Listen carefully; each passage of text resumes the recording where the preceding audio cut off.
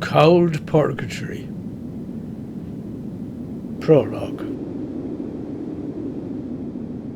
Long days I had remained within me house, the Unter Spaniel, where I have lived for more than 20 years. Gone were the guests who'd come to visit me at Christmas time and New Year's Eve. Dreaming, I stood alone and looked out late upon the chilly lane beneath me windows. There I spied a man, who stood there and looked up at me, it seemed, framed as I was in the dim-lighted casement. I did not recognise the shadowy figure. At first I thought him but a passer-by. Yet each time that I looked out on the lane, he seemed to pace, impatient, up and down, and raised his eyes to mine repeatedly. Who can this be who wants to speak to me, the only Irishman in the old town? Is it a stranger looking for a stranger? Is it an Irishman who seeks his kind? Why has he come to me this very night? It was Epiphany, with 3 kings coming, who followed that bright star to Bethlehem, the 5th of January, this new year. 'Twas then the answer came to me unbidden. 'Tis Harry Clarke, my distant predecessor, who died in Chur, the city where I live. 'Twas 1931, old Christmas Eve, when Harry Clarke departed from Davos, an ailing man that hoped to travel onwards. But he died here upon Epiphany Day. They buried him, but where he lies today in this cold city is a mystery. I'd read of him, his life and death just then. For long I'd lived in Coire, heard naught of him. Now looked I on that slim dark silhouette down in the lane, aroused myself and went to meet him in the lane before me door. "'Tis Harry Clarke," I cried. He smiled and nodded, as he came to the old street lamp's strong light. "It's given light to our house this many a year." "What brings you here to me this night in Chur?" He spoke. "The day is January 5th. Tomorrow is the day I died in Chur. Since then I've wandered restless through the lanes and streets of this old town throughout the year, but most of all this eve of 3 Kings' Day. Tonight, seek you the Star of Bethlehem? Alas, I seek eternal rest no more. For here I can have no abiding city, and I'm denied the place where I should lie. To be a lonely and forgotten ghost weighs heavily upon me on the night when Caspar, Balthazar, and Melchior wandered through the unknown Holy Land, not knowing if they'd ever find the Christ child. And yet an evening star shone bright above and showed the place where they would find their goal. I wish I had a guiding star that could prepare the way ahead, make straight the road, and lead me to my goal, eternal peace. It just needs someone who well knows his way through Chur's snow-covered maze. If this is one from Dublin town, all to the better." Epiphany Eve. Bitter chill it is. Yet you wish a compatriot to follow and keep you company on your strange journey through time and place. And I will not refuse you this service, now I know about your fate. Look up. The full moon in the wintry sky shall guide our steps, and as we walk along, you'll tell me, and I'll tell you all I know about the stations of your Calvary. We'll pass these stations, think upon them all, and thus perhaps we'll find the true solution to free you from this icy purgatory, this endless freezing winter in the Alps, that you may mount the clouds to paradise and find that warmth at last which your soul longs for. Good then, he said, I'll take you for my guide. You know the city better than I do. We'll take the hill of the Zuswinkelgasse and mount stone steps to pass under the gate, and enter thus upon the episcopal court, where bishops of this diocese reside, and up to the cathedral of Our Lady. Behind that church there is a cemetery, where you at first were buried, as 'twas fit, although you found there no eternal rest. And as we now begin this ghastly tour, we shall recall the past ill-fated day that brought you here 100 years ago, to die and to be buried more than once.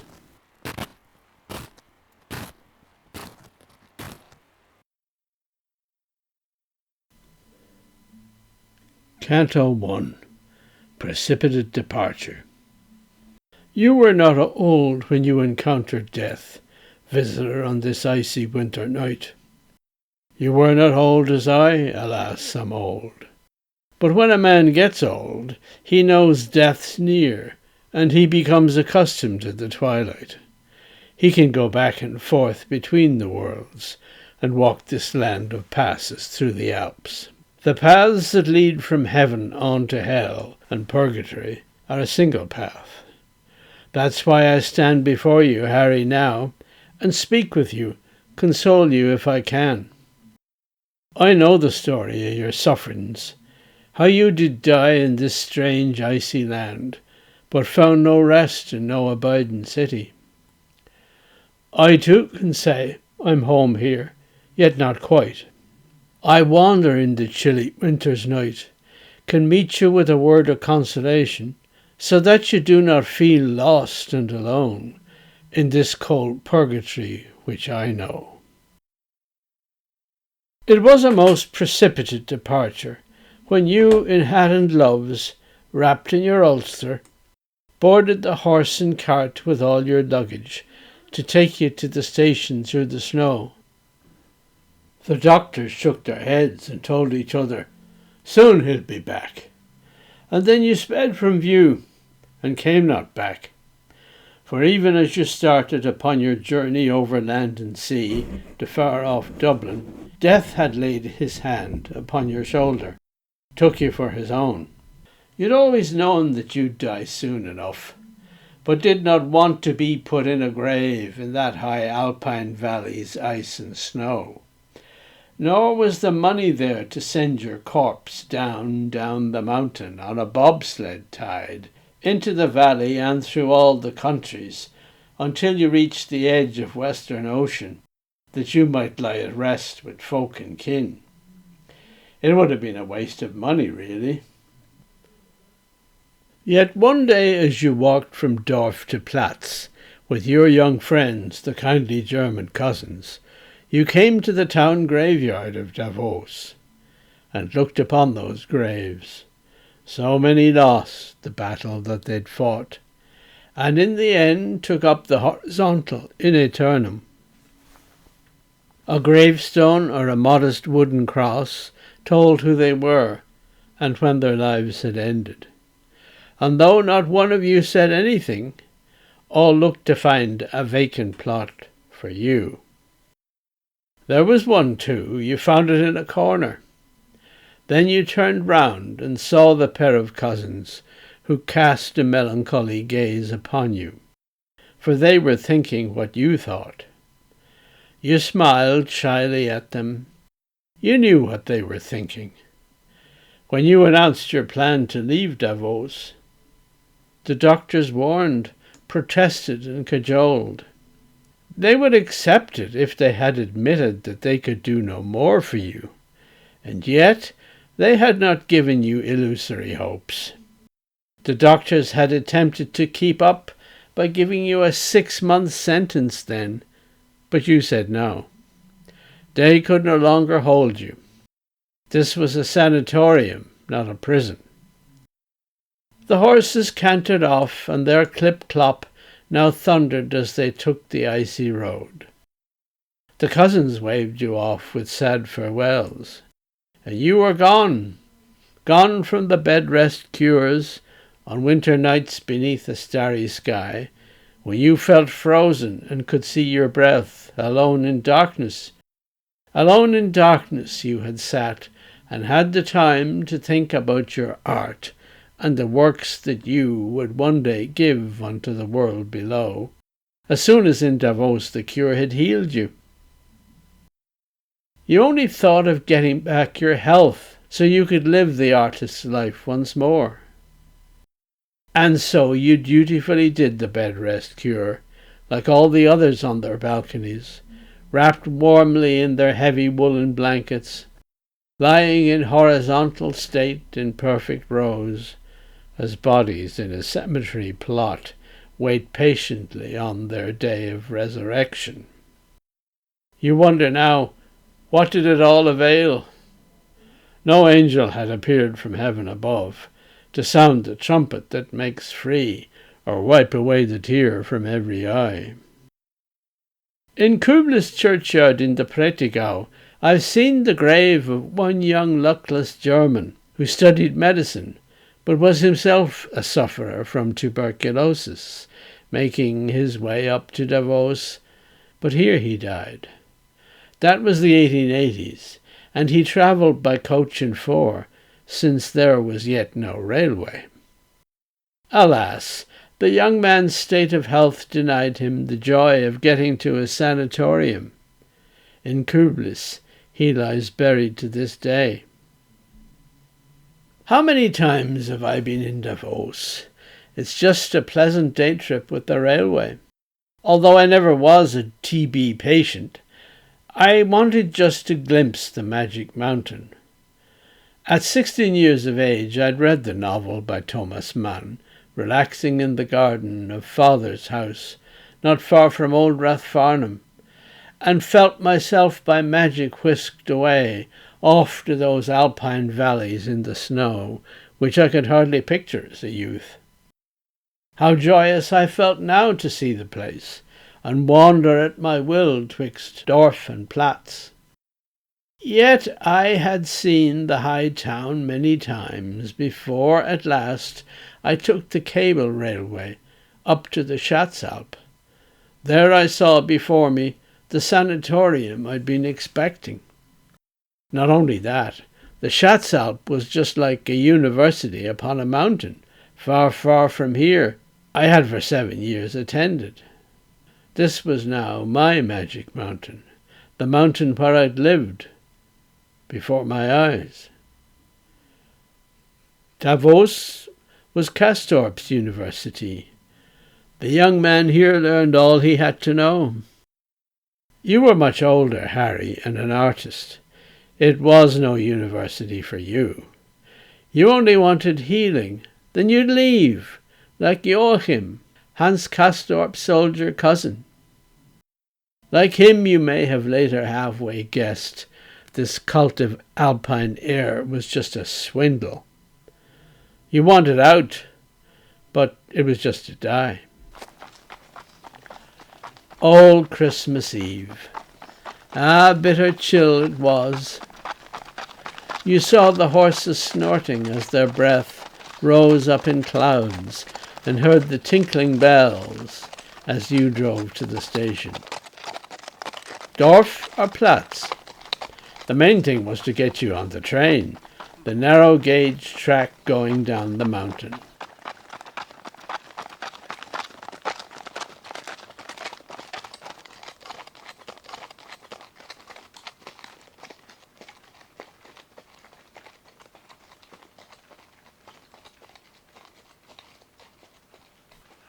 A puff, a cloud of steam, a whistle blew, and you had quit Davos, gone back to life. The forests and the passes, snowy peaks raced by you, and you had no time to enjoy them, for you were very ill and close to dying.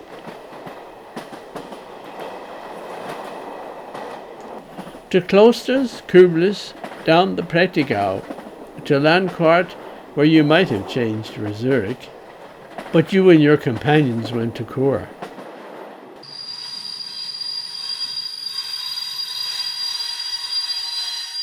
You needed rest, sleep in a hotel bed. And there, absurd and undesired, came death. It was the very day when 3 wise kings, a blessed star to light them through cold deserts, found what they sought, Jesus in Bethlehem, the newborn King who was the Lord of life. You could not travel on. Death proved much stronger. Now to decide, to bury you in Chur, or send the body on its longest journey, to Paris, on to London, then to Ireland. There was no point. And here there was a will to make a grave for you. There was some room for what would be an honoured resting place among the graves behind the great cathedral. Canto 2. Chur Cathedral.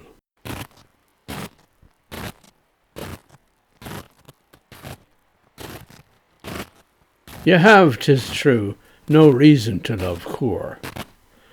There are, however, things to see and feel, worthwhile to know in this your place of exile, assigned to you against your fevered will. Be of good cheer, then. Ovid hated Tomi at first when exiled to the Black Sea coast. Nix yacet, so he wrote, the snow lies deep, and doesn't thaw for 2 years at a stretch. But in the end he came to like it there, and made a virtue of necessity, Bedeningetic and Sarmatic, till he used them to write his verse instead of Latin. He died a happy man there in the East, and never saw imperial Rome again. But Ovid's not the only luckless exile to prosper and embrace his destiny. We know that Dante only longed for home in Florence, whence he had been cruelly banished.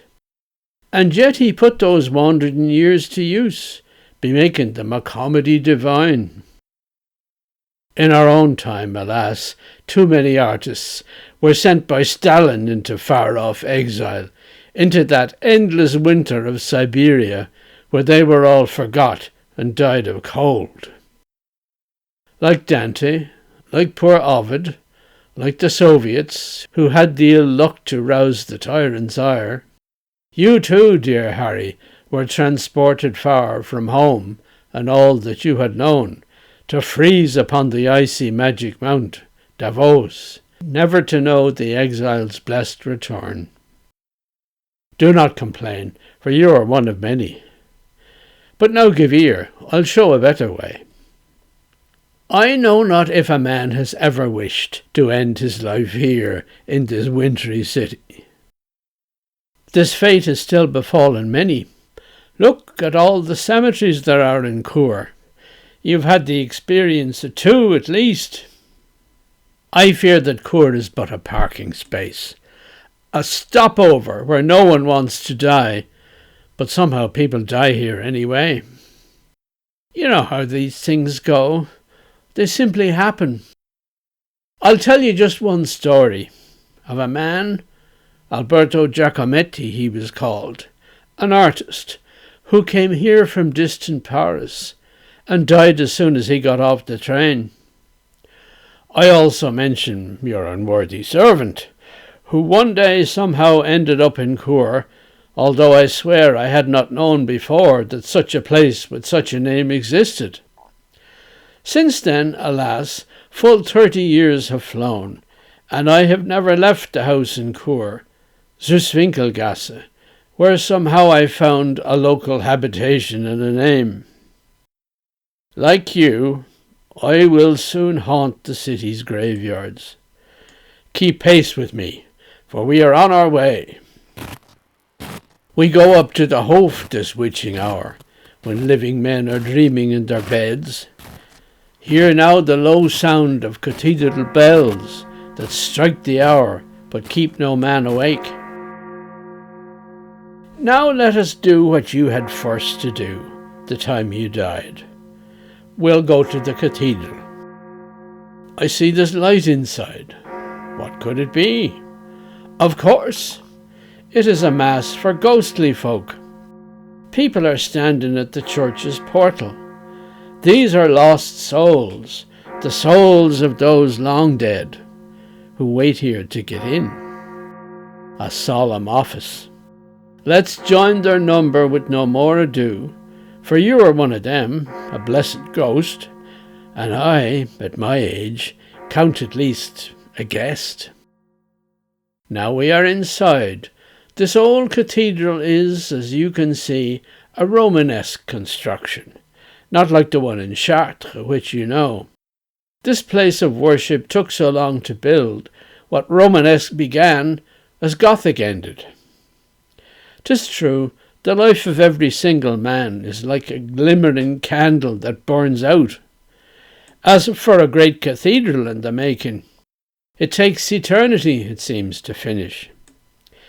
You went to Chartres, and there, like many another, the great cathedral made its mark on you. From those old masters of stained glass you learned the wonderful blue colour that they used, and thenceforth it was your peculiar secret. Transformed it was to something all your own. Today we recognise that in your works. Like all the Gothic churches at that time, when Christendom and Europe were one world, Chartres is a total work of art, whose parts join and combine into a wondrous whole, although so many artists of all kinds put their hand to great masterpieces there. And yet one must perceive in these great churches the changing of the generations too. It just reminds one that no human life is long enough to build a total work. The artist in his lifetime does his best, but he lives for a short time on this earth, to dream, design, and execute his works. He must at last put down the brush and paints, the hammer and the chisel too let fall, hoping that others, by his vision inspired, can take his place and thus perfect his work. A difficult thing, one that you have known. Here is a grave just inside these great doors. It is a marble-wrought sarcophagus. Upon it lies a bishop's effigy, Ortlieb von Brandis, Bishop Prince of Chur. He lived here in the later 1500s. A stalwart patron of fine arts he was. Inside this church you see the great commissions he issued to the artists of his time. The tabernacle, there before the choir, it flies, a Gothic arrow, up to heaven. That he had done by Master Klaus of Feldkirch. Then up inside the apse, there's a wonder, the altar-piece of Master Jacob Roos. Aye, Bishop Ortlieb knew the worth of art. He paid it too, which artists thanked him for. I know you waited for the payment due upon a big commission when you died.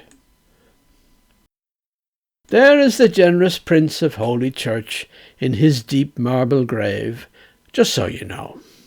He seems to turn his head and look at us.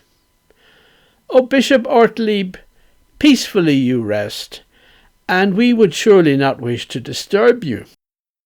I only wish to praise and thank you, Ortlieb, as you were generous and loved the arts. You had large sums to give, and so you gave them to artists wandering from town to town. For as Prince Bishop here you were ambitious, and wanted to see things all beautiful in this your fine cathedral on the mount. You gave commissions to those skilful artists, and had the joy of seeing works complete. Is this not so, Ortlieb? I introduce my friend, the stained glass artist Harry Clarke, a man experienced in religious art. He would have made some lovely works for you, but now, alas, he's one with you in death. O stranger artist, welcome to my city, the bishop whispered now to Harry Clarke. I've long since spent the last gold piece I had, have sunk into the poverty of death, else I had given you some great commission, and you and I had shared the ensuing glory. I know, you have forsaken all your tools now, and let your busy hands fall tired of life. The glory yet remains for every artist, and, let us hope, for generous patrons too. He smiles, closes his eyes, and turns his head. He more than any here deserves to rest. But let us go outside now and walk on.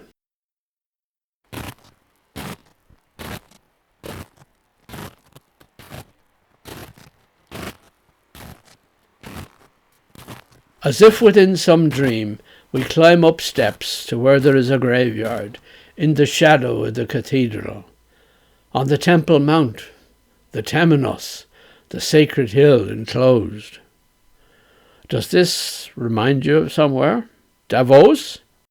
Of course, Davos is called the Magic Mountain, a high place where the chosen are anointed and told of certain fearful mysteries, and then at last are victims sacrificed. What is a magic mountain of that kind, if not a place that stands to mediate twixt earth and heaven?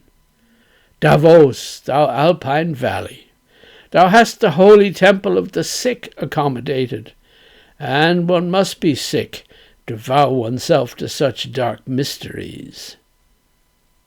For the supreme dark secret's name is death. Harry, you should have stayed up in Davos. Yet here too you're on elevated ground. This is the graveyard, Hof. How lovely it is in wintry moonlight. We'll not seek your tomb. He is not here, as white-robed angels said of Christ to those who sought him that first Easter. Yet we begin your stations of the cross in this place, for 'twas here you first were laid. And though I cannot say that you were happy, you rested in your purchased plot of earth, condemned not for a time to walk the night, since you do. Up here, by Alps surrounded, you see the valleys that divide them too. The Lenzer Heide, the Arosa Valley, the Mittenberg, the Monastery Mount, and on the other side the dark cathedral. The mellow bells rang out for you consoling, early or late, and chimed the Angelus. But here you had some peace, and more's the pity it did not last. They took you from your grave. You're missed here, Harry, always will be missing. I know it, and my heart is truly sorry. So peacefully you would have lain till now, had money-grubbing bureaucrats not been that dragged you all untimely from your rest. But let me show you here another grave. A Greek, a doctor, lies within at peace. One day, when Barbara, beloved teacher of Greek, had got her cancer diagnosis, we went out for a walk. She lived on Hof, and soon we came into this quiet graveyard. I know not why or wherefore, but she knew. She was acquainting her own self with death. You know, lung cancer is for us today what in your time tuberculosis was. It is a game that's played by man and death, a game that only death can ever win. She showed this gravestone to me anyhow. It was a Greek like her, who had worked here, I take it in the hospital, and died. No more was said between us, but I take it that she was thinking how it might just be if she was buried here and not in Greece. She later found a Greek oncologist at that same hospital who treated her with skill so that she lived for 2 years more. In that time he encouraged her to spend some holidays in Greece, and that she did. But in the end she died, and far from Chur, in Andermatt, she found a resting place among the family of her former husband. And on the gravestone she asked for the words Ta Panta Rai, which means all is in flux. Poor fellow, can I explain to you what happened here in 1945? Well, first of all, You have no legal right to have one fixed eternal place of rest in this fair land of rules and regulations. It may be that your soul finds its repose in paradise, but here on Swiss green earth all that was mortal of you is exposed to time and change. You get your grave assigned, but only for a period of years. 10, maybe, or 15, or at most 20. Then the law says, "Take up thy bed and walk." Here is the thinking that informs this law. The people who may mourn for you at first, and come here and adorn your grave with flowers, will die themselves. And then who will be left that knows your grave, and you who in it lie? 'Tis cruel, but there's method in this madness. A certain logic cannot be denied. But now you get to hear the wretched part. The grave is broken up. The family is kindly asked to take away the stone and to dispose of it as they may please. The corpse is now disposed of, for its place is by another corpse desired and claimed. Sometimes the corpse must not be quite removed, if they can dig the grave a few feet deeper. Then coffin can be piled on coffin, so the newest buried corpse can lie on top. But there are limits. Should the grave be full, there's nothing for it but to dig the first up, since he has lost his right to buried rest, and take him to a grave that has no name, where he can lie among the unknown dead. How is the fell deed done, you ask me now? I've not been told, but I imagine thus. It is a stealthy task at dead of night, because they do not want to shock the living, and maybe too because they feel ashamed of what they're doing, though the law prescribes it. At midnight drear, a band of hired officials seeks out a certain graveyard with a cart drawn by a pale old horse. They carry lanterns so that they may discover the right grave and set about their work without delay. They dig their shovels in the sacred earth, their lanterns lighten up the ghastly scene and draw the coffin upwards. It may be the wood is rotten and the coffin splits. They see the skull bearing its mirthless grin. They gasp in horror, pale, and cross themselves. Yet they are hirelings, and they must go on. They screw their courage to the sticking place, and load the mouldering coffin on the cart. On goes the unblessed procession, till they reach another field, which has a nameless grave. 'Tis here the corpse, all trailing from its coffin, is loaded hurriedly into the depths, and earth is shovelled o'er its horrid shape. Then those officials get up on their cart and disappear into the depths of night, with naught to hear but clip-clop from the horse and creaking from the cart's full-laden wheels, so that they're back just as the dawn is breaking. Canto 3, Totengut. Now come, dear friend, let us be going down the valley of that roaring river there, Coire's river, known to all as the Plessure, this hard cold winter's night. The valley is a deep and dark one, sheltered from the sun. We pass St. Hilary's frozen waterfall, where icicles seem tall as organ pipes. We cross the wooden footbridge there and enter the wood that shades the banks of the Plessure, and soon we're in the quiet Totengut. Here lies in the unknown grave all that is mortal of Harry Clarke, above which memories muse, flanked by a row of trees, keeps ever watch. She holds a lamp where burns a glimmering light. Close to her body she must hold this lamp, so that the icy wind that blows along the river on winter's nights cannot extinguish it. You've lain down there since 1945, and you must know the roaring of the river that passes by, and then the whistling sound. It should not have been so. You should have had a grave with name and dates and an inscription. So it was when you died. You had a grave. The gravestone stated Harry Clarke and artist. Your wife and children made the trip from Dublin, saw the tall gravestone, saw you safely buried, and felt a bit consoled, and then went home and left you all alone there with your glory, like redcoats in the poem that we all know. We also know the tragic consequence.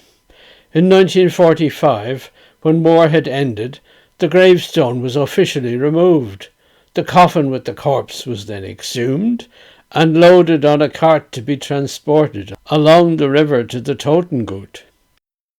Late in the night, with lanterns dimly burning. I can't forget that English poem, can you? They laid you in the grave of unknown men. They shovelled earth over you in haste, and all the while the muse wept bitter tears, and helpless looked upon the sacrilege. So here you lie. Yourself, the muse, and I exchange deep glances of unspoken grief. But so it is. There's nothing more to do. It's just the fact that there's no grave for you, and that the artist's name is nowhere seen. A nameless grave is something that is difficult to swallow. A nameless grave, although the corpse therein knew fame and honour even in his lifetime, and now enjoys a posthumous repute, neglected here. It seems like a dishonour. Yet other great souls suffered the same fate. For Moses died upon the holy mountain, after a glimpse into the promised land was vouchsafed to him, he who did so much to lead God's people there, though he himself was not allowed to set foot in the place. And no man knows his grave, says Holy Writ, to this day. So no pilgrims honour him. And Ovid's grave upon the Black Sea shores, who knows where it may be? Such is the fate of many a worthy man who died in exile.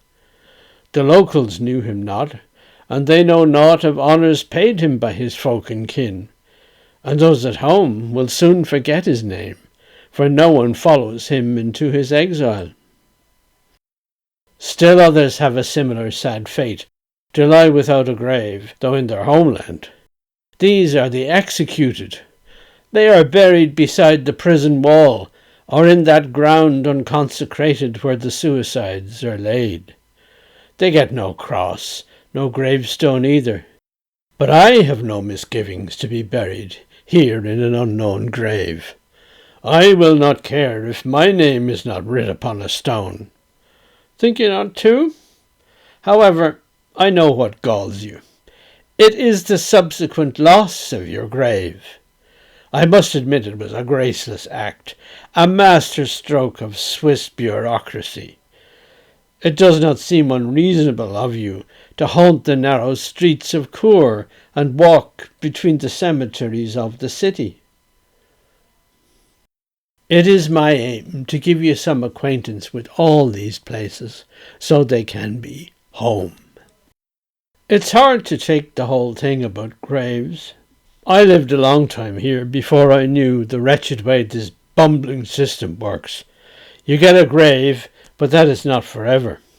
10 years, we'll say, and then the grave is cancelled, which means it is assigned to some new corpse that needs a place. What of your erstwhile tomb? The gravestone will be smashed and carted off, the corpse still in its coffin, or its urn, if your remains have been perchance cremated, will be dug further down into the earth. The new man's coffin goes on top of yours, but if there is no room left in the grave, the old corpse must be spirited away and somewhere in a nameless grave reburied. That is a grave for men anonymous, who could not or would not afford a place marked by a grave and gravestone with their name. The only ones who have graves permanent are families, who keep on paying for years so that they can inter new members there. The same with modern urns in their small niches, containing corpses that have been cremated. Oh, what a dreadful system, we may say, although admittedly it has its logic. To space for cemeteries there is a limit, and there can only be so many graves housing their sleeping tenants at one time.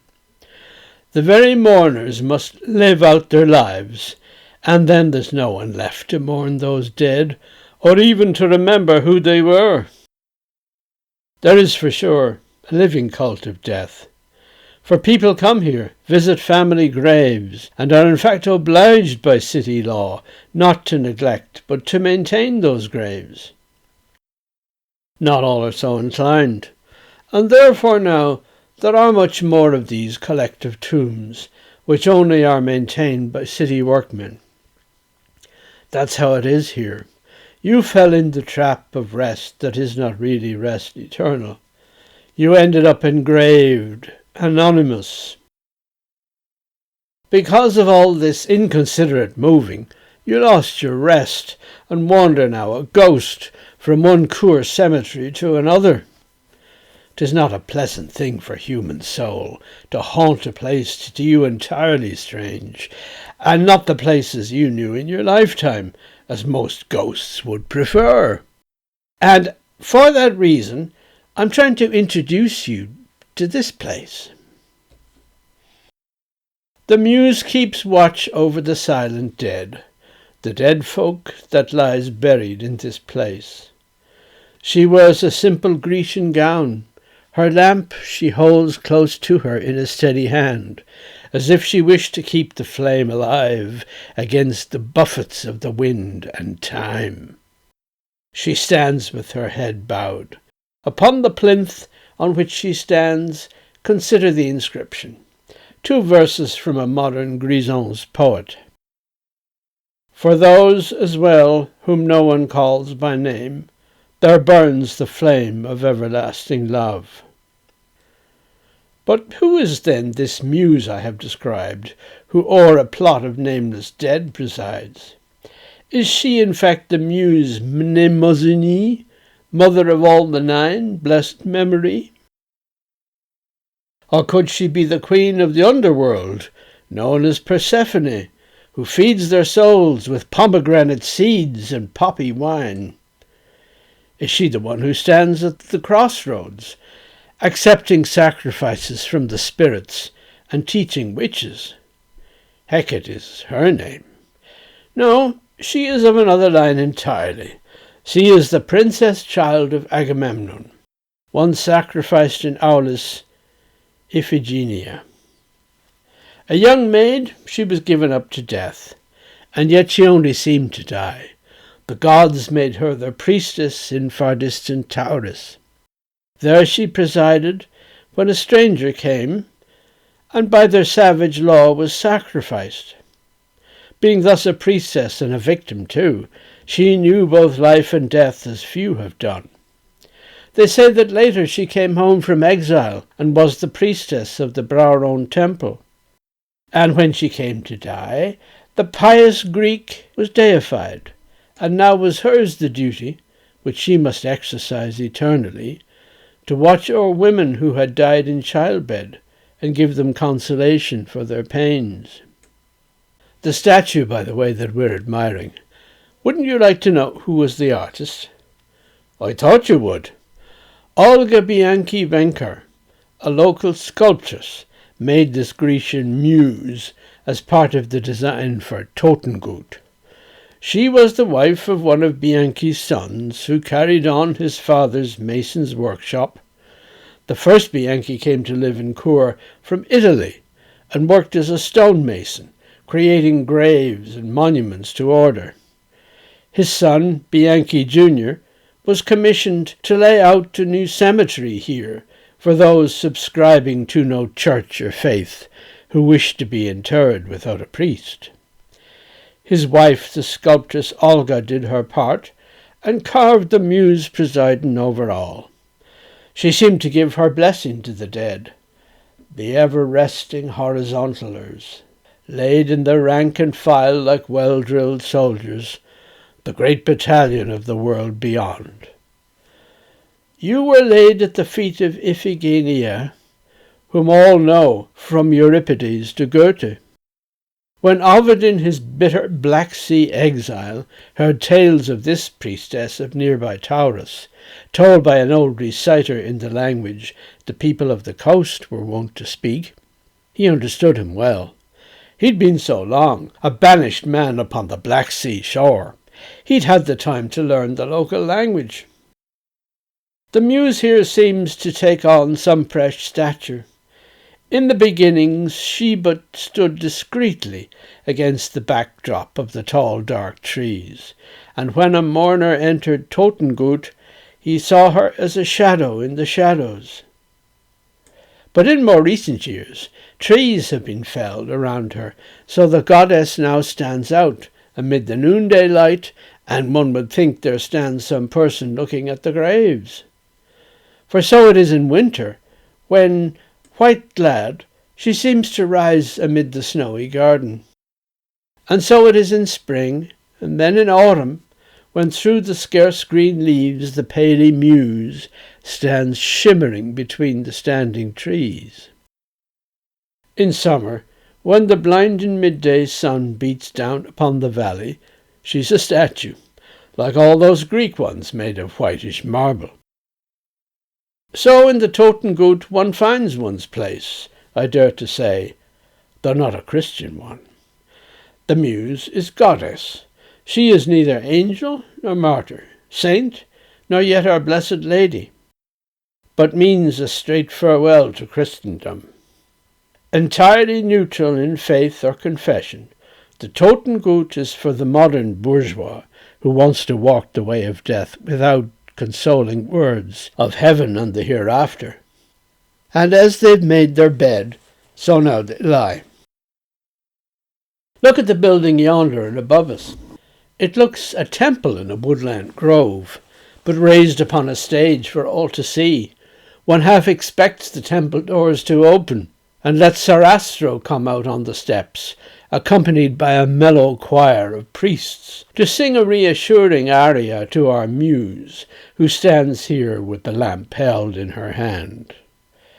Yet let us now approach the building closer.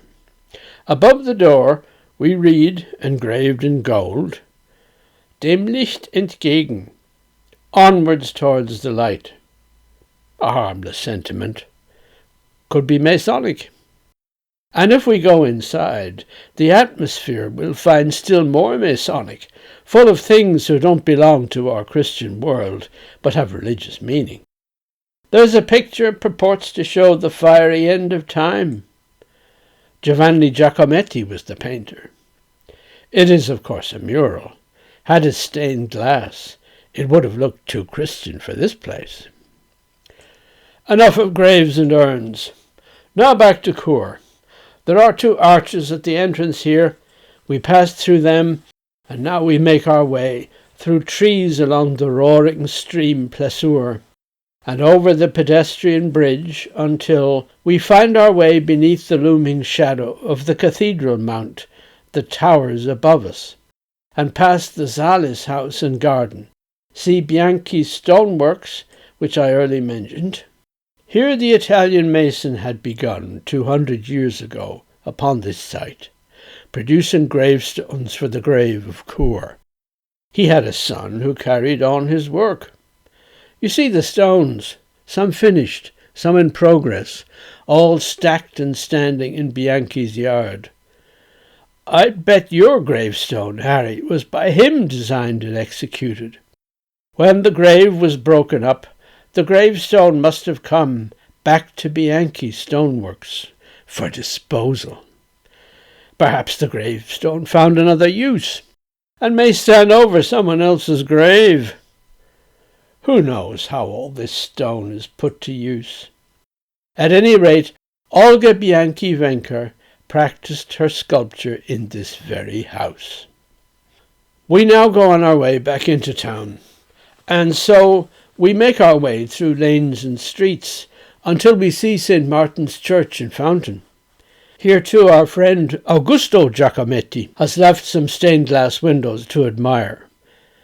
Behind the church we climb the stairs of stone.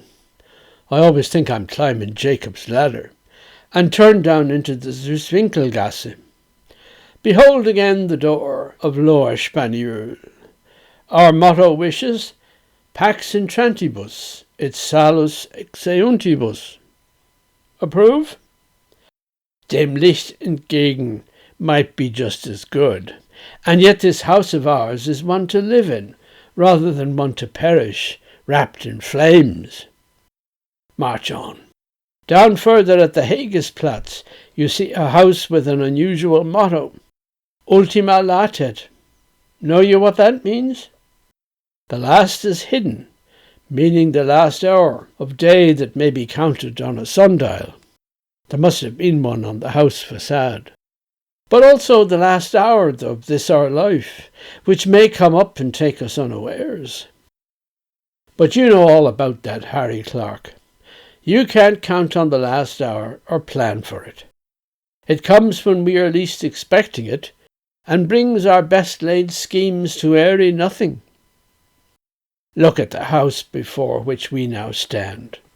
It's number 9. It doesn't look that old. And yet, when they were doing a renovation not long ago, they found, down in the cellar, parts of a Roman workshop for glass blowing. You know the Romans founded the old city, and somehow they were here, producing glass. Those days, glass making was an innovation. Until they got to stained glass in cathedrals, like Chartres, it took a fair amount of time.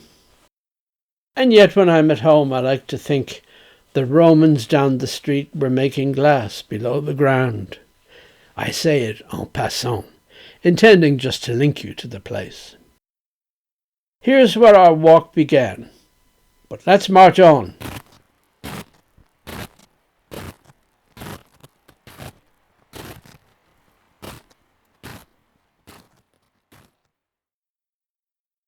Canto 4.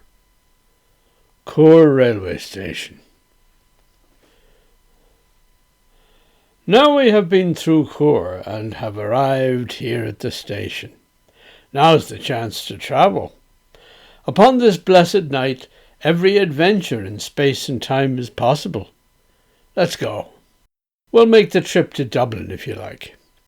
We're on the platform now. Departure time. I'd like to see the train in its blue livery, the wagon-lit, to Paris Gare de l'Est. Now, strictly speaking, it no longer runs. But in this in-between world where we cross from death to life and back to death again, and move between the present and the past, no problem is without its own solution. With sounds of screeching brakes and wheels and rails, a train comes into the deserted station. It is the night train from Paris. Il entre en gare. This ghostly train comes for us at the right moment.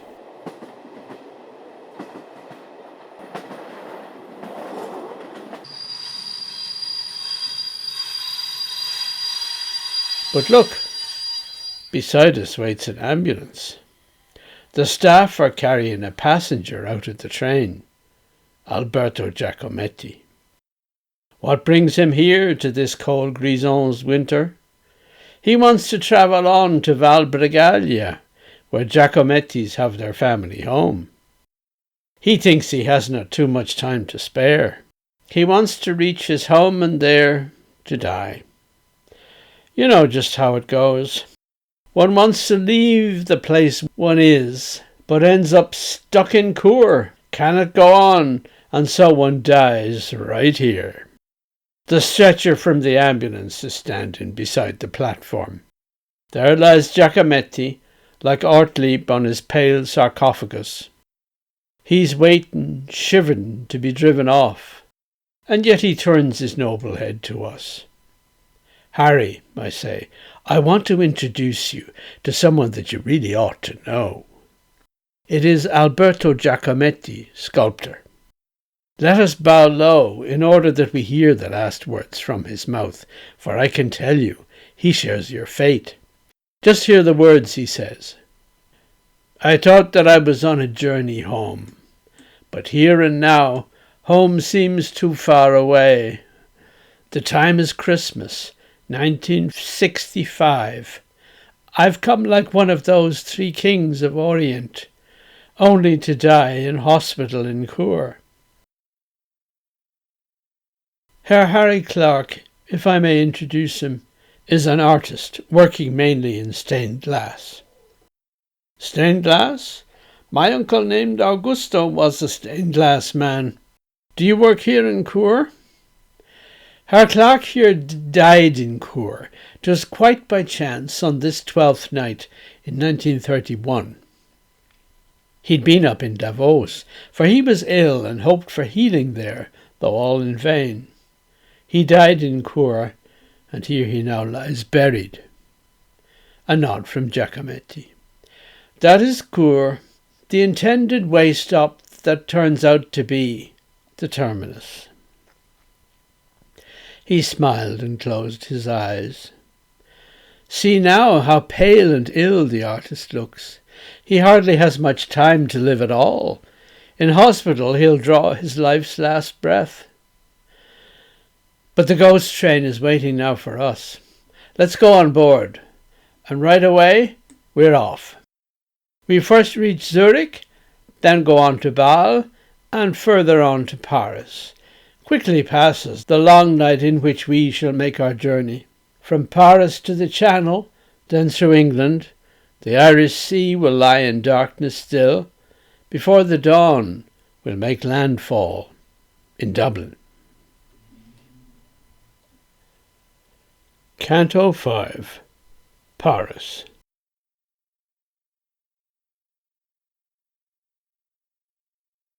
The ghostly train did not require much time to Paris. 'Tis the deepest hour of night, as we sole passengers arrive at last in the great empty hall of Gare de l'Est. We do not think of onward travel yet. We have a social visit here to make. We'll go see Oscar Wilde, who here in Paris is living out his last years as an exile. His health is poor. He has not long to live.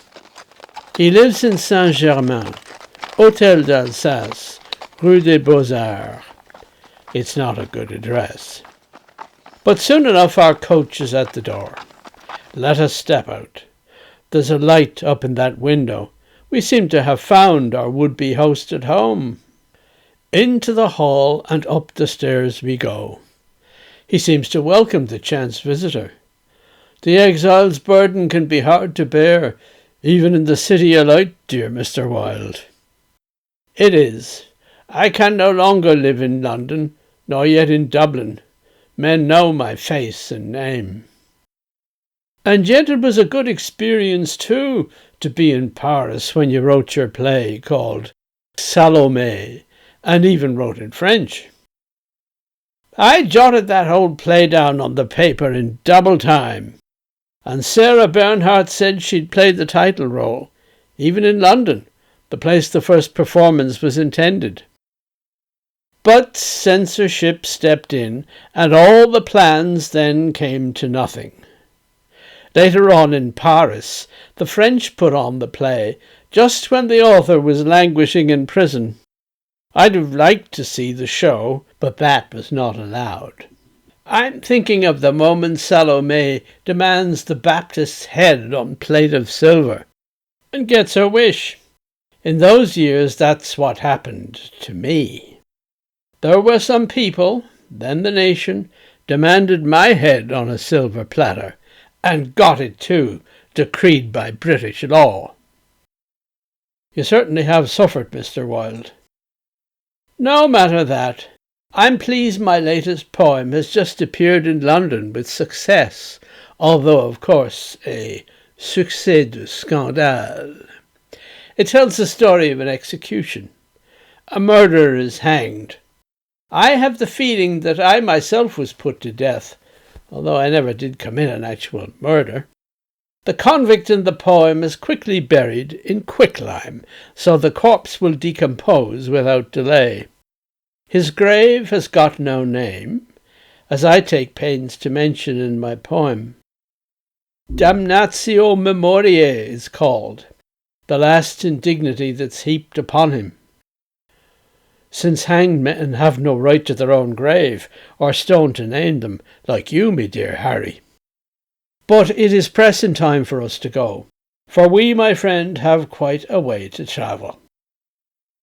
The journey o'er the Irish Sea to Dublin. And while we're still riding in the cab, I'll tell you all I know of Mr. Wilde, what's left to tell of his accursed life story. He didn't last for long alone in Paris. He died, and in the graveyard of Bagneux he found a temporary resting place. Then in the Père Lachaise, where famous Frenchmen and even famous strangers are interred, they gave him a fine grave and noble tombstone, with an inscription quoting his last poem. And alien tears will fill for him pity's long broken urn, for his mourners will be outcast men, and outcasts always mourn. Those are 4 lines wherein our poet speaks of that offender who is hanged for murder. But here the lines refer to Wilde himself. The tears of strangers will be shed for him, his urn will once again be filled with tears, and those who mourn him will be always strangers, those who are strangers e'en in their own land. So it is fitting that he lies abroad, and that the strangers mourn. Compatriots of Wilde are strangers in their country, because they take no umbrage at his sin.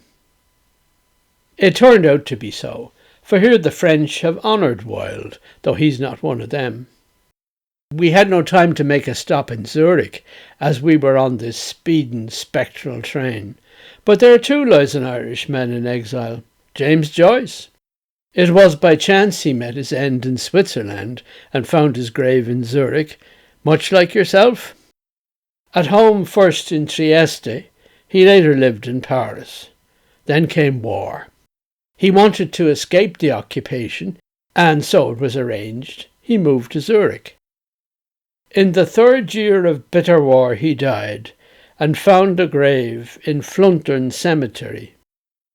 The Irish government was called upon the author's body to repatriate, but he was not illustrious enough in those days, so they left him there to rot. Since then, a group in Zurich care for him. They keep his grave and organise events so that he's not forgotten in their city.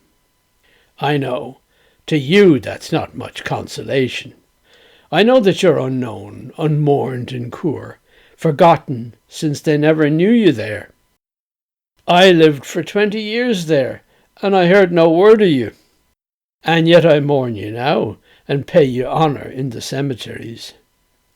And in the meantime I have grown in years, and go my way there to a nameless grave. Yet I am your companion, and will be until we both stand on the other side. Now, as regards the outcasts in the poem, you know that does not apply to you. You were no outcast, even if men said that you came from the far side of the moon. The one who speaks to you now is an outcast, to the extent that he has no real home here or in Ireland. Luckless life he mourns, and all the opportunities he did not take. Why not mourn for you also? He who weeps is well disposed to mourn at others' graves, whene'er the chance presents itself to him. To add a word about decapitation, which Mr. Wilde referred to when we spoke, that bloody head, served on a silver plate. Since we are still in Paris, we should think of Saint-Denis the Areopagite. Here it was that he lost his head, a martyr. But straight away he stood up where he'd fallen, took up his severed head, and marched away, preaching and praying from his martyred mouth, and did not stop till he had reached the place where he wished to be buried. Long years after, a monastery was built upon that spot, the Royal Abbey named for Saint-Denis. He was one of those saints, cephalophores, who legend said walked carrying their own head. Her Wilde had also mentioned Orpheus, who preached the love of men for other men, but not for women, which the Maenads stirred to fury, so that they tore off his head and let it sail the river down to Lesbos, where it still spoke, dispensing oracles. The Muses, though, who honoured Orpheus, took up his body and then buried it in Laibethra, a place near Mount Olympus, where nightingales sing sweetly o'er his grave. The moral of these tales, if I may draw it, is that men need abiding resting places. The new beheaded man takes up his head and holds it in his hands with dignity. He leaves the place of his unworthy death and keeps on walking till he finds the place where he is to be buried and which suits him. Salome, in Wilde's drama of that name, was angry that the Baptist her rejected, because the bearded zealot, I suppose, had chosen celibacy, and refused the advances of fair women such as her. Regarding Orpheus, Ovid writes that he was paedophile and only loved young boys, not women, since Eurydice had died. It was the situation of Narcissus, the lack of interest in the female sex, the passion for his own.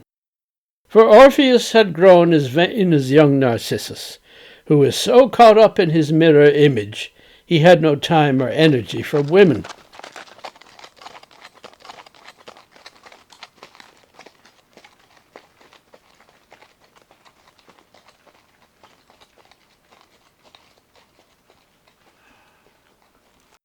Canto 6, Dublin City. We travelled through the night on the open sea. Now only we two stand upon the deck and look upon the unrelieved darkness, which means the west and our beloved homeland. Soon is the night gone past. Out of the east a glow of light illumines Ireland's coast, the coast before us and our destination. Soon we draw closer and we see the city, see Dublin in the pale grey prior to dawn. The ship sails across the bay and strikes the quay in this port that we know so well. We land and make our darkened way into the city, the centre buildings and then further north. And here we find a street to both well known, North Frederick Street. Here you were born, dear Harry, here you grew up. Was not your father's house both home and artist's workshop all in one? Go we around the corner to the street they call Great Denmark Street. Lord Norbury, the hanging judge, who sentenced Robert Emmet to die upon the scaffold for the crime of raising a rebellion to free Ireland, lived in a house here. Further up the street is Belvedere, at first a stately townhouse belonging to an Anglo-Irish lord, then used by Jesuits for their Dublin school, a school which you attended in your youth, like James Joyce, and like me, though later on. I know your parents weren't enthusiastic about the sermons Jesuits at your school delivered on the pain of souls in hell, lost in the fires eternal of damnation. Joyce heard them all and gave account of them in his first book, A Portrait of the Artist. Your father was quite right, I must admit. The Jesuits in those days just overdid things. They meant it well, at least I hope they did. I must say I was spared such fire and brimstone. In my day, hell was not a thing to dwell on.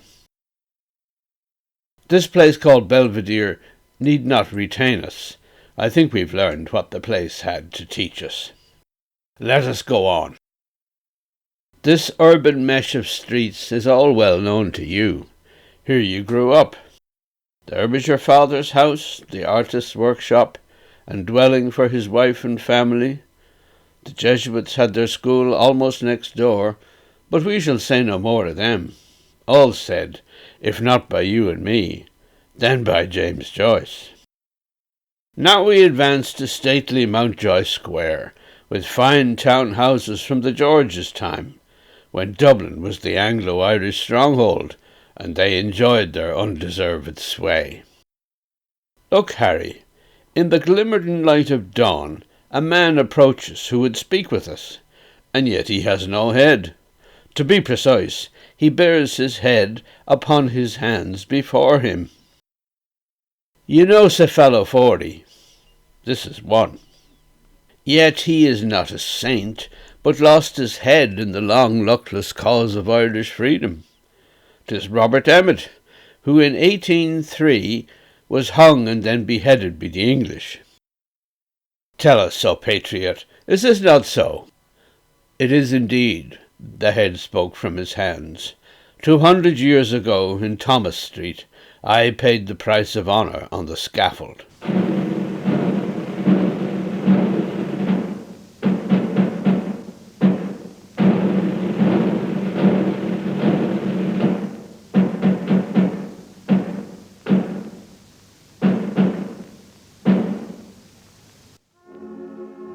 They hanged me first, then cut me from the rope, and with the axe struck off my gory head. What then was to be done with head and body? No grave, no epitaph awaited me. It was as I had wished. That very night I seized the initiative and rose up then, and taking first my head upon my hands, I marched away, treading without a sound, through this the sleeping city, hoping soon to find the graveyard that would suit my needs. In fact, I never found it, but the joy of walking freely where I wished was pleasant after the long weeks spent in prison cells, and therefore I decided to keep on walking. Since then I walked the empty streets of Dublin, from fall of night until the break of day, caused me to fade away, still with my head. How charming is the account you give, dear Robert. I trust that you too, my dear Harry, see that there are options on the other side, although one may not have a proper grave. But tell me, Robert, was there not some issue about an epitaph to mark your tombstone? Indeed, the head replied. Before the court I had already said I wished for none another man might write upon my grave. For even assuming that a grave was granted, which was a lot to ask, the government would ne'er permit that glory, praise, or thanks should be bestowed upon my memory. They called me traitor, rebel, put to death because of his foul treason against King George. For this same reason I eschewed all wording, but later, when my country would be free, an epitaph could be composed. Dear Robert, it took 200 years and more till Ireland obtained her freedom from the English yoke. Think you it might be time for epitaphs, and for a lasting resting place for you? A sigh came from the head. Quite right, and yet... Yet what? Have you your doubts or scruples still? I have become too used to being a walker through Dublin town, and never making halt. In one word, it's become my fate to live a restless ghost like this, and do without a normal grave, and I prefer it so. To hear that, Harry, it's his destiny, a destiny he welcomes and accepts, to be without a grave and spend his time just pacing from one graveyard to another. There is, said Emmet, an additional reason for a beheaded man to seek a grave. The prisoner put to death enjoys no rest. For one thing, you are sure to be cut up and have your head and body parts displayed upon the city gates. That was not my fate. The hangman just decapitated me, then held my head up for the crowd to look. People of Ireland, see a traitor's head. Yet English law provides that he who dies upon the gibbet, like the suicide, may not be buried in a blessed grave, but elsewhere in unconsecrated ground. There too he is not likely to rest long. The sack-em-ups or resurrection men, those rascals fearing neither God nor man, are always on the lookout for fresh bodies. They come around at very dead of night and dig you out and lay you on a cart. Then off they go. For them, the early bird catches the worm, as that old proverb says. They seek those of the medical profession who pay for bodies, for their hardy students need corpses to dissect if they're to learn the ins and outs of Hippocratic art. Now, when you think of all these things, it's clear that even traitors, rebels, freedom fighters, think an abiding graves to be desired.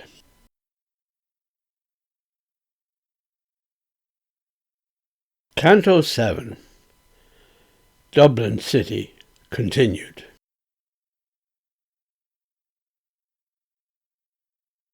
We had conversed with Mr. Robert Emmet for quite a while, but round us day was dawning.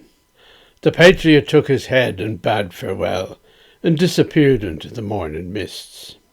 I said to Harry Clarke that we could go and take a coach out to Rathfarnham Castle, for Loftus House is long familiar to me, since I lived in its shadow as a child. We knew that there we could meet Fräulein Kauffmann, known as Miss Angel to the crowd in London, for she was on a 6-month trip to Ireland, at least to Dublin, working for Lord Loftus and others of the Anglo-Irish nobles. It is the year of 1771. Will you come with me out to meet the artist? She comes from Chur and can give you some hints of what an artist's life means over there. For life and death is all the one to us. And Harry nodded. I am more than ready to meet an artist of her great renown. That she's from Coire, the city of my death, is something new I had not heard before. Meanwhile a coach appears from out the mist, as if a miracle had brought it here.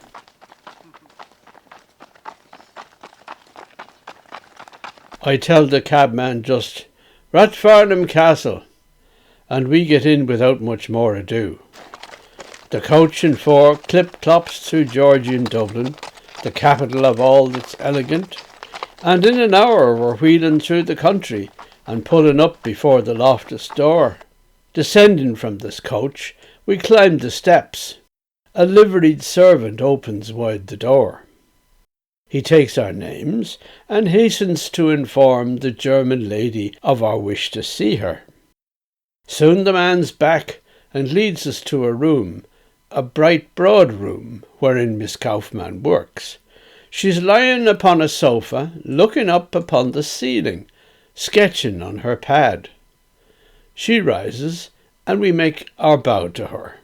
An artist and a friend of art are welcome to me here any time, so sit you down. You've travelled far from Chur. Now you're in Dublin, I said, and then we had to laugh all three. For we are native sons of this great city, and see the Irish capital as centre, that shaped our art of writing or of drawing, as it has done for many, not just us. We've come from Chur, the place that you are from, because we seek an answer, one of us. He seeks the meaning of the purgatory in which, condemned beyond all hope to reprieve, he languishes, a corpse without its grave, a spirit of one dead in endless exile. In order to console him, Harry Clarke, this friend and artist whose exile I share, I got him to embark upon a journey, in which we went to Paris, then to Dublin, and here in this great house we stand before you, and hope for friendly words, consoling words, from that great artist that you have become, travelling from land to land. A word of truth, to free him from his hard, peculiar fate. She looked at us long moments, did the painter, as if she now prepared to paint our portrait, placing our earnest forms in light and shadow. I found this searching gaze uncomfortable, but Harry stood and met examination, for he could understand the artist's gaze, which changes human body into spirit, and time into the eternity of art. At last she paused, and then she spoke to us. "You gentlemen see me amongst the living. I still pursue my art in lively ways. Yet I belong to death as well, you see. For where and when you live, my time is past. You travelled back as pilgrims to my time, although in your time I no longer live. We speak as comrades in the world beyond, and speak across the gap of centuries, conversing over the abyss of time. And say, is this not right and true an answer to all the questions you might put to me? We drift as ghosts through time, each one of us, and meeting can converse on art and life." Herr Clarke, you're a stained glass artist, then? I've never tried that. I'm a portrait painter, although my father worked and served the church, and I was his apprentice all those years. The first small work I was allowed to do was an apostle on a church's wall. I know. You've also illustrated books and added to the joy of literature. You are an Irishman of English father, although you happily share our Roman faith. It is not easy to be Catholic among the English with their hate of Rome. And yet a longing for the one true faith remains in them, and all their liturgy still happens in the venerable cathedrals, which a more pious age bequeathed to England. Your father, as I hear, received that call, returned to Mother Church, so that he could devote himself to every sacred art, and dying, he bequeathed all that to you. It chanced that you must meet your death in Coire, after a deadly illness had compelled you to spend a year and more in icy heights, hoping for healing, though 'twas all in vain. You found there no eternal resting place, and wandered like a ghost that haunts the living all over Europe till you came to me. Dear Mr. Clarke, are we two not alike? By chance I happened to be born in Chur. By chance you happened, friend, in Chur to die. We are both bound to a far distant city, with which we precious little have in common. I know, death is a very serious business. When you lie in a foreign place, you are condemned to an eternal exile. Your story is particularly sad, for you were even denied abiding rest. Unworthily they took you from your grave, and laid your body down among the nameless. In Chur, therefore, there is no rest for you. You only haunt the place, a wandering ghost, a suffering soul in a cold purgatory, not used to all an alpine winter brings. She had tears in her eyes, the kindly lady, for she could understand all human pain, so that she had to take a moment's pause. Then she consoled him further. You must know, exile is such a burden, Mr. Clarke. I have spent my whole life, that one can say, in exile only, for my father was a wandering artist. When I was a child, we often moved from town to town, and Chur was only the beginning. Italy was where I grew and learned to be an artist. The English gentlefolk I got to know there invited me to London. Joy and sorrow have been my lot in that great capital. Now I am on a visit here to Dublin at Viscount Loftus' house, and who can say where fate inscrutable will bring me next? Friend Harry was in London several years. He liked it there, I think, I said to her, and Harry nodded, smiled a vacant smile, as if he hardly could remember now the things he had experienced in those days. After this trip I should go back to London, but London will not keep me all my life. For Wanderlust will call me soon enough, and I will go back to those southern places where art can feel at home, unlike the north, where she is no more than a pampered guest. Dear Mr. Clarke, I would now have you know, London is not the world, although it is great, rich, and lovely, and for Englishmen, like Dr. Johnson, the true core of Europe. At any rate, I've said, the artist's life is always life in exile. Hopefully, one finds one's start in life and first success at home, and learns to exercise the craft. But if one wants to aim at great commissions, one must be ready to pursue them far. You speak true, Miss Angelika, said Harry, for he could feel the need now to respond, and spoke at last, after an anxious silence. I would have been prepared to travel Europe, or even the New World, and not confine myself to London, charming though it was. Yet in the end it was my failing health that caused me to see Europe and to travel. Because of this, 'twas in a foreign land I died a bitter death. You know about it. In Chur, the very place where you were born, I found out later. And I could not work, because I lacked the time and energy required of me if I were to create. For me, you see, the Grisons, Chur, Davos, were just a snowy path I had to take, lost in those woods, for I had not a patron or church there to commission work from me. The day I died in Chur, I was in flight. I hoped to find my way back into life, but little did I know I was too late. Now I am dead, but lack a dead man's rest. Being dead, I can no longer be an artist. I wander by ways of eternity in this cold in-between world. There will come no further work of art from my chilled hand. The kindly woman sighed.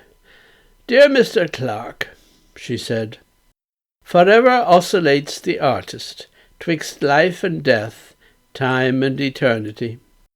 Our lives, be they long lives or only short, are rooted in this earth, and we immortals, who are remembered over centuries, belong to our peculiar generation, which comes and goes.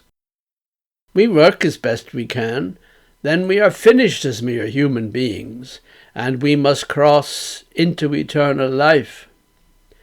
Yet our creative work, be it great or small, is now posterity's. Such a long time. But also to the ages far ahead, of which we can have no idea, being souls bound to time. And so, you see, we die, and can contribute nothing more to art. But in our lifetime's works, we still live on. New generations rise and contemplate them, subjecting them to fresh interpretations. Through all these works we artists are exposed to all the vagaries of human judgment. We may live much admired, then be despised, and sometimes just neglected and forgotten, as interests change and centuries go by. So be content to live on in that world, that in-between world that you know in Coire. In your death rest that knows no rest in Coire. From now on you can count as the forerunner of all those artists who have learned from you, the legacy of your artistic work. You are the proud ancestor of them all. This friend, and other friends of all fine arts, will honour and accompany you for always. In deepest winter, on the day you died, they shall light candles and lay floral wreaths upon your grave among the nameless dead. In summer, when the pastures on the Alps are blooming, pilgrims will flock to the place, the better to adorn your grave with violets. And doubt not that I too shall present be, as muse, watching the grave and blessing it. "Are you that muse, then?" asked a wondering Harry. Yes, yes. We do that as a second job, we women artists. I'm Miss Angel Kauffmann. I'm also Iphigenia. This the role that Goethe, when in Rome, for me designed. And I'm the muse who now presides above the grave of the unknown and half forgotten. She bowed her head. I had the definite thought that everything she had to say to us had now been said, and it was time to go. We must depart, dear Harry, said I to him, and start on our long journey back to Chur, the place we both belong, you as a ghost, and I as one still living. Are you ready? He shivered and just nodded. With deep bows to Miss Angelika, we took our leave. We quit the airy, bright room where she worked, and Henry Loftus' castle in Rathfarnham. We took the coach and four back into Dublin. We could not the temptation quite withstand to take a stroll or two in our old city. But as the curtain of the dark came down, we started on our voyage overseas, across the continent, till we reached Coire. Canto 8. The Return. And so we find ourselves both back in Chur, the point from which our journey was begun. A poet says that nowhere can we stay, yet for us too the place we stay is here, the place from which we can no longer go, unless we get a free night to us granted, to travel back and forth through Europe's lands, just like the dead in Irish song and story, who get one night on earth in every year. It is the night of All Souls' Eve, of course, so that they may revisit their old homes and see their loved ones who may be still living. No, Chur is our abiding city, Harry, where we too have been long since relegated, and have neither the courage nor the strength to cut the ties that bind us to this place. You ended up confined here, as did I. 'Twas all by chance we came here at the outset. By chance we are familiarized with death. By chance 'tis death that binds us, you and me. You cannot leave, and I cannot redeem you. 100 years are all too short a time to argue that a judge may set you free, release you from this very icy dungeon, declaring that your sentence has been served. I too am chained to Chur by chains of time. I may not leave, I may not travel hence. It was a good time that we had, admit it, the journey that we undertook together, and covered all the stages in one night. But this one night was rich in lessons for you. You saw how the unfortunate Giacometti came here by chance, and died in Chur like you. By chance Angelika, the child of Kauffmann, was born in Chur, and later worked in Dublin. Wilde is another man who suffered much, and breathed his last in low Parisian exile. And yet that moving round from grave to grave was also Wilde's fate, as we there found out. In Dublin we talked with bold Robert Emmet, who, as a secular cephalophore, a headless martyr in the cause of freedom, from street to street walked still, a spirit free, no longer thinking of a resting place, nor of an epitaph to do him justice. You know that Joyce, a stranger, lies in Zurich.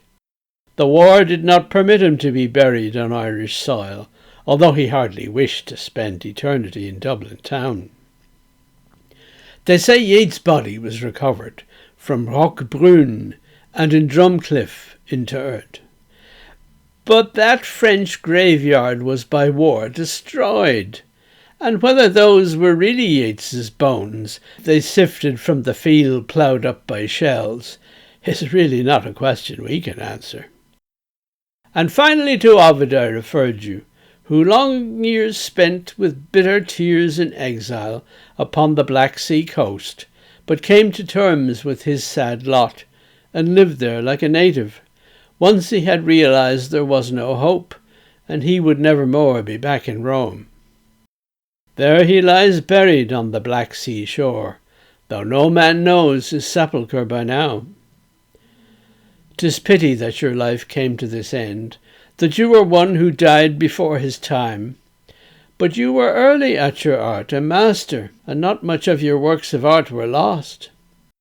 Today your star burns brighter than before. Here you remain unknown, that I admit. You got a grave that had no name at last. This is a distant place to Irish thinking, and hardly comes a weeping pilgrim here from home, where your name's still admired by many. Meanwhile you've learned some German, and that Schmidt provides an epitaph to match your grave. No doubt these Grisons are too far away, and Chur and High Davos, strange-sounding names. The Irish see no further than near England. Their gaze does not extend to Switzerland. Yet bit by bit the world is growing smaller, and people start to know more of each other. We'll end up with a Dublin Coire connection. I've learned to live here, and will learn to die here. You can learn too, and I will be your guide through this world and the next and in between. The world of sanatoria in the mountains I only got to know in Switzerland. Now I am getting older here and sicker, and know these sterile buildings from within as my eventual destiny, like you. You came here and thought only of recovery, but here there was no healing for your ills. So it must be, for, Harry, human life is an incurable disease that ends. Expect nothing from life except your death. We're now united in the same perspective. It is an in-between world where we walk, you in the afterlife, me still in this life. You are a ghost, a shadow of what you were, and I a dwindling shadow of myself. But I would like you to be sure of one thing. The living are all able to leave traces wherever they have been upon this earth, not just the dead. Here I'm a good example. In parallel worlds, everywhere I've lived, I've left a trace you'd call a doppelganger. And there these melancholy spirits live, like people who are imprisoned in a dungeon, or in an icy work camp in Siberia, knowing no guilt, but never being released. One of mine is a little boy in Derry, who's stuck there since I stopped my northern visits. Another lives a pauper in Victoria. I left him in despair when I moved on. There are yet others wandering in strange worlds, abandoned to their fate as you are here. They just get overtaken, trapped in places where they have stayed too long and cannot go. And thus it was with many TB patients. One travels to Davos, that high white valley, just for a program of recovery. As soon as things are better, one will leave. Yet one is trapped upon the magic mountain, and likely stays up there for 7 years. One is enchained there like Prometheus. The eagle gnaws him, and the years go by. Why not stay 25 years, as I have? The Alps ensnare us, never let us go. They loom above us, and they hold us fast. We walk around in circles. In despair we give ourselves up to the cold and snow. Are we in purgatory? So it seems. We're true to that one place in which we lived, when death or fate its icy hand let fall upon our own hand. This is where we are. We do not walk upon a Jacob's ladder, where angels travel up and down from heaven, by which we might ourselves go up above. Are we two down here really stuck in hell? You heard enough of hell and all its terrors when you, a boy, were going to Belvedere. You heard the details of the sinner's torments, on which the fiery Jesuit preachers loved to dwell. Hell is a fiery place. You burn to death, except it goes on for eternity.